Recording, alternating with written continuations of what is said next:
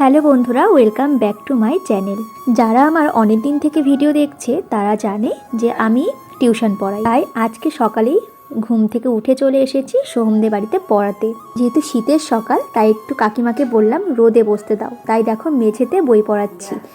সোহমদের বাড়িতে পড়ানোর পরে সোনাশ্রীদের বাড়িতে পড়ানো ছিল, তো আমি পড়াতে এসেছি। আর আমার ব্যাগের মধ্যে একটা প্রজেক্ট খাতা ছিল। অ্যাকচুয়ালি এটা হলো আমার স্টুডেন্টের খাতা, এটা আরেকটা স্টুডেন্টের খাতা, শ্রদ্ধার খাতা। তো ওর স্কুল থেকে প্রজেক্ট দিয়েছে, তো সেটা আমাকে করে দিতে বলেছিল। তা আমি তো তেমন আঁকা পারি না, ওই যা ছোটোবেলায় টুকটাক আঁকতাম, যেহেতু আমি আঁকা কখনো শিখিনি। তো যেহেতু ওই যে টিচার হয়েছি, একটা দায়িত্ব থাকে।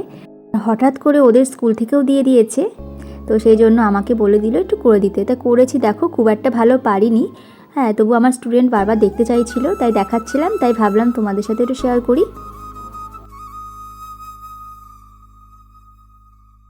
তো বন্ধুরা, তারপরে বাড়িতে আসলাম। আর আজকে আমি এক জায়গায় যাব, সেটা একটু পরেই জানতে পারবে আমি কোথায় যাচ্ছি। আর আমি খুব ব্যস্তর মধ্যে ছিলাম, কারণ টিউশন পড়িয়ে এসেছি 12টার দিকে।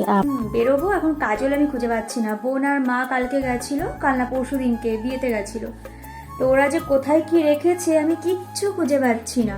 কাজল ছাড়া বেরোতে অনেক খোঁজাখুঁজির পরে তারপরে কাজলটা খুঁজে পেয়েছিলাম। তো ওই যে বললাম আমি টিউশন পড়িয়ে এসেছি 12টার দিকে, আর বেরোতে হচ্ছে 1:30টার মধ্যে। তো এই যে 1-1.5 ঘন্টার মধ্যে আমাকে বাড়িতে এসে স্নান করে ঠাকুরকে সেবা দিয়ে নিজে গুছিয়ে আবার বেরোতে হচ্ছে। আর ড্রেসটার অবস্থা দেখেছো, আয়রন করা ছিল না। এত ব্যস্ত ছিলাম যে আমি যেটা পেয়েছি সামনে ওটা পরেই আমি চলে যাচ্ছি। আর আয়রন করার মতো সময় তো নেই।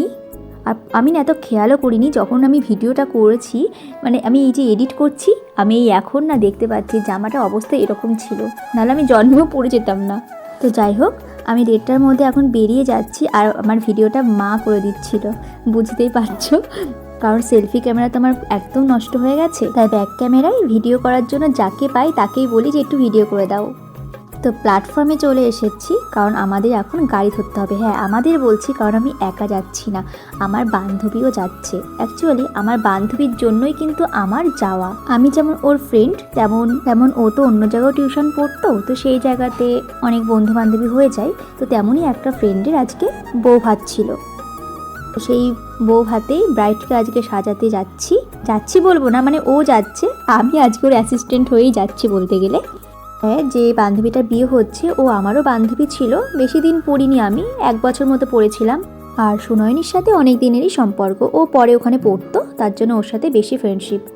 তো যাই হোক, তো এই বান্ধবীটা যেখানে বিয়ে হয়েছে প্রচুর ভিতরে, ওর বাড়ি আমাদের ওখানে গোবরডাঙ্গাতে, কিন্তু ওর বিয়ে হয়েছে অনেকটা ভিতরে, মানে আমাদের গোবরডাঙ্গা থেকে এই 2টো গাড়ি পাল্টাতে হচ্ছে। ফার্স্টে তো মানে ট্রেনেও আসতে পারি বা গোবরডাঙ্গা থেকে ডাইরেক্ট আমরাও আসতে পারি। তো গোবরডাঙ্গা থেকে আমরা ডাইরেক্ট অটোতে এসেছিলাম, অটো চেঞ্জ করে আবার একটা অটো ধরেছিলাম। তারপরে আবার ওদের বাড়ি থেকে বাইক এসেছিল আমাদের নেওয়ার জন্য। তো পাশেই ছিল বাউর, এখানে অনেক নৌকা ছিল, কিন্তু সেই সময়টা না ভিডিও করতে পারিনি, কারণ আমি না বাইকে ছিলাম তো, আর আমি একদম পিছনে ছিলাম, সেই জন্য একটু ভয় করছিল যদি হাত থেকে ফোনটা পড়ে যায় বা আমি পড়ে যাই, সেই জন্য খুব একটা ভালো ভিডিও করতে পারিনি। তবে এই যে যেটুকু দেখাচ্ছি তোমরা দেখতে পাচ্ছ, জায়গাটা কিন্তু খুবই সুন্দর, একটা গ্রামের মাঝখানে। মানে আমি তো গ্রামে থাকি, কিন্তু আমাদের গ্রাম থেকেও এটা অনেক অনেক অনেক গ্রাম, তো সেই জন্য আমার খুব ভালো লাগছিল। আর দেখো, কথা বলতে বলতে ওদের বাড়ির কাছাকাছি চলে এসেছি, এইবার আমরা ঢুকবো ওদের বাড়িতে।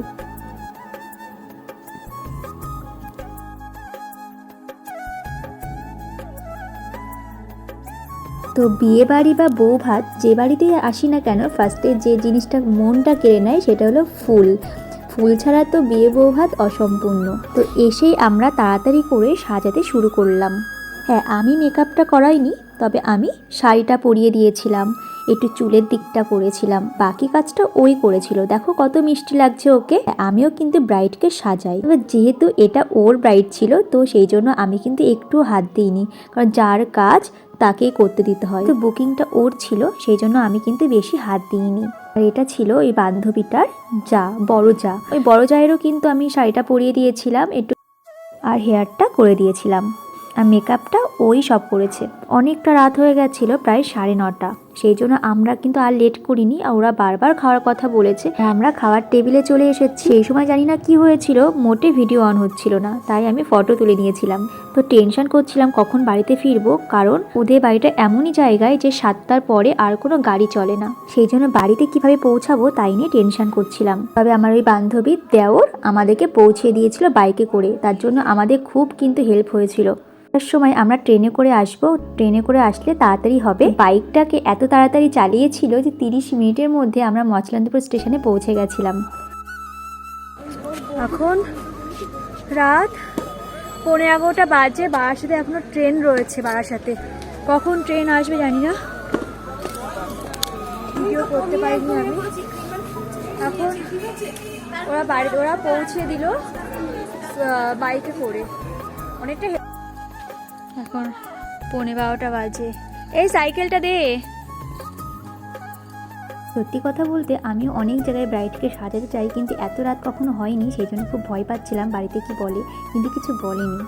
যেহেতু আমার বান্ধবীও ছিল সেই জন্য কিচ্ছু বলেনি। তো যাই হোক বন্ধুরা, আজকের মতো ব্লগটা এই পর্যন্ত। দেখা হবে নেক্সট ব্লগে। আর আমার ভিডিওগুলো যদি তোমাদের খুব ভালো লাগে তাহলে অবশ্যই চ্যানেলটাকে সাবস্ক্রাইব করে দিও।